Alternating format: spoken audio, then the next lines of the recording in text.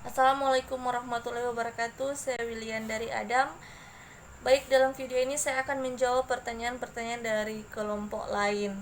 Pertanyaan pertama itu dari Saudari Putri Tahir, berikan contoh tugas public relation dan apa yang terjadi jika dalam pelaksanaan tugas public relation Anda mengalami hambatan, bagaimana penyelesaiannya.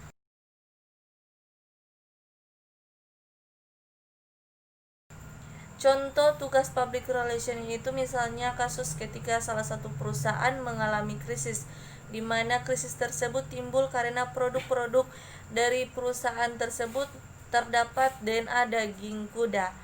Nah, tugas dari public relation ini harus cepat mengambil tindakan. Tugas yang dilakukan oleh public relation di suatu perusahaan itu adalah menarik produk-produk dari pasaran dan menjelaskan kepada publik tentang kebenaran informasi tersebut secara nyata.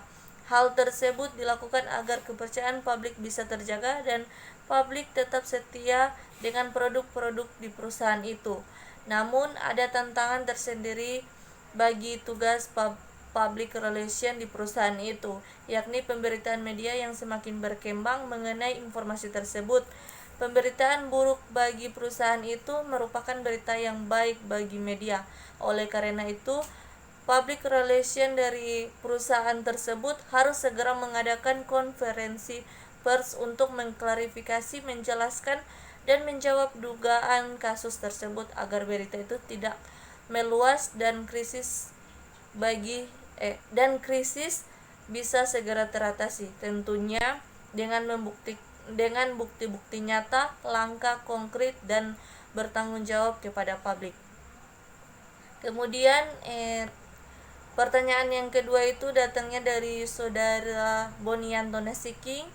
Pematerin tidak menjelaskan tentang ruang lingkup public relation. Coba jelaskan kembali public relation.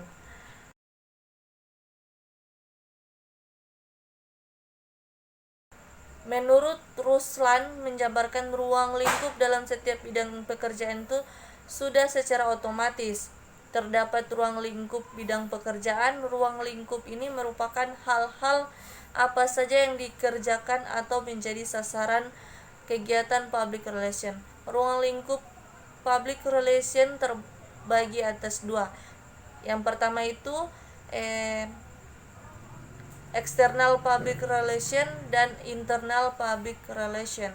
Ruang lingkup tugas public relation dalam suatu organisasi atau lembaga antara lain meliputi aktivitas sebagai berikut. Pertama itu membina hubungan ke dalam atau bisa dikatakan dengan public internal. Yang dimaksud dengan public internal adalah publik yang menjadi bagian dari unit atau badan atau perusahaan atau salah satu organisasi itu sendiri. Seorang public relation harus mampu mengidentifikasi atau mengenali hal-hal yang menimbulkan gambaran negatif di dalam masyarakat sebelum kebijakan itu dijalankan oleh organisasi. Kemudian yang kedua itu membina hubungan keluar atau public eksternal. Yang dimaksud publik eksternal ini adalah publik umum atau masyarakat, mengusahakan tumbuhnya sikap dan gambaran publik yang positif terhadap lembaga yang diwakilkannya. Kemudian pertanyaan yang ketiga datangnya dari Saudari Rafika Ahmad, jelaskan dan berikan contoh kegiatan sasaran public relation.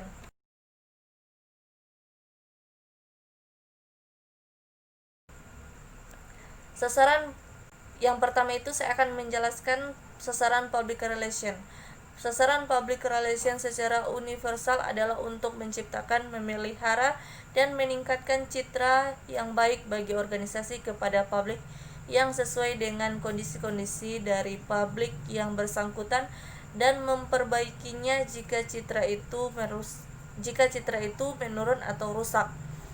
Contohnya itu mengubah citra umum di mata masyarakat sehubungan dengan adanya kegiatan-kegiatan baru yang dilakukan oleh salah satu perusahaan.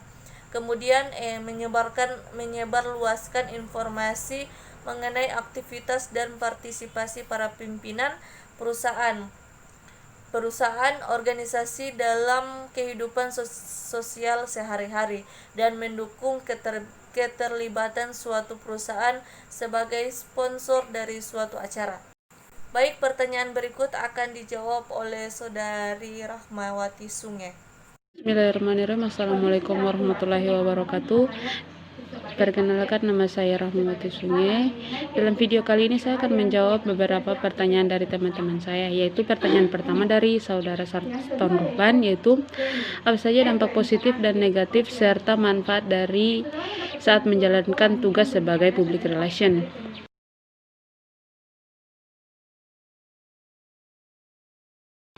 Dampak positifnya adalah menumbuh kembangkan citra perusahaan yang positif untuk publik eksternal atau masyarakat dan konsumen, mendorong tercapainya saling pengertian antara publik sasaran dan perusahaan untuk memperkenalkan perusahaan kepada masyarakat luas, serta membuka bangsa pasar yang baru.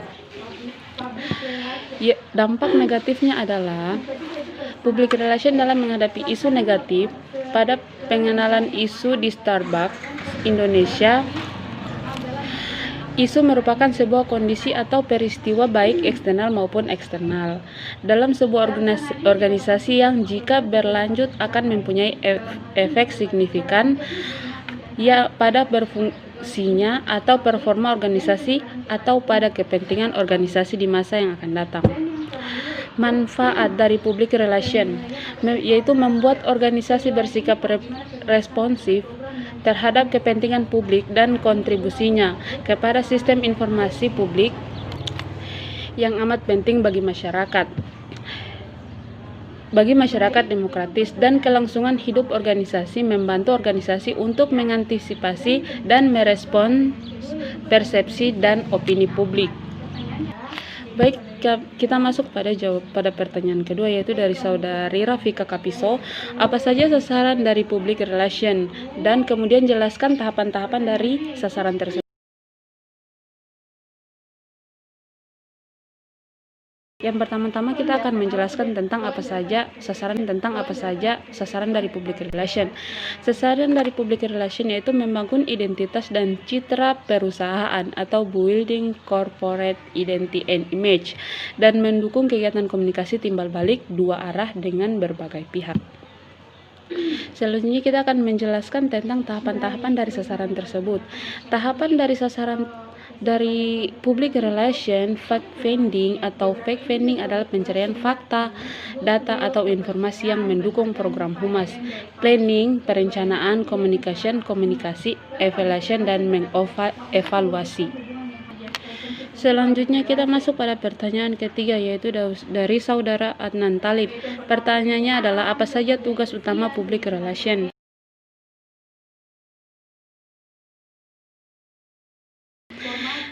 Tugas utama public relation adalah jenis pekerjaan yang biasanya mengurus segala hal terkait dengan komunikasi, baik dalam atau luar perusahaan. Tugas seorang public relation adalah memastikan citra perusahaan di mata masyarakat tidak buruk. Baik, itulah jawaban yang dapat saya berikan. Lebih dan kurangnya saya mohon maaf. Wassalamualaikum warahmatullahi wabarakatuh.